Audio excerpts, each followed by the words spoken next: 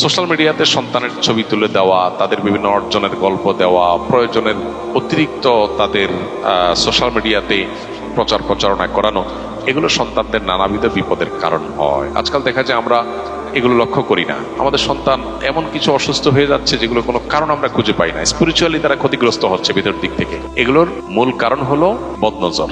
এই বদনজরের হাত থেকে বাঁচানোর জন্য প্রয়োজন ছাড়া তাদেরকে প্রদর্শন করে বেড়ানোর থেকে আমাদের বিরত থাকা দরকার। আমরা অনেকেই সোশ্যাল মিডিয়াতে দিয়ে দিই বা মানুষের সামনে নিয়ে যাই তাদেরকে, এবং অন্যদের বদনজরের কবলে তাদেরকে ফেলে দিই। তো বদনজরের ফলে যে ক্ষতিটা হয় তা মানুষ টের পায় না। ওষুধ খায়, ডাক্তারের কাছে যায়, টাকা পয়সা নষ্ট করে, কিন্তু এদিকে সে বদনজরের কারণে ধ্বংস হয়ে যাচ্ছে, সে টেরও পাচ্ছে না। তো এই জিনিসটা আমাদের খেয়াল করা দরকার যে প্রয়োজন ছাড়া সন্তানের বিভিন্ন ভালো দিকগুলোকে বাহিরে প্রকাশ করে বেড়ানো এটা ভালো কোনো বিষয় নয়। এমনকি বাবা মারও বদনজর লাগে। যখন সন্তানের কোনো কিছু দেখে মনে হয় যে আমার খুব বেশি অভিভূত হয়ে গেছি, তখন আমাদের সুন্নাহ হলো মাশাআল্লাহ তাবারাকাল্লাহ বলা। মাশাআল্লাহ তাবারাকাল্লাহ যদি বলেন, ইনশাআল্লাহ সন্তানের প্রতি বদনজর লাগবে না।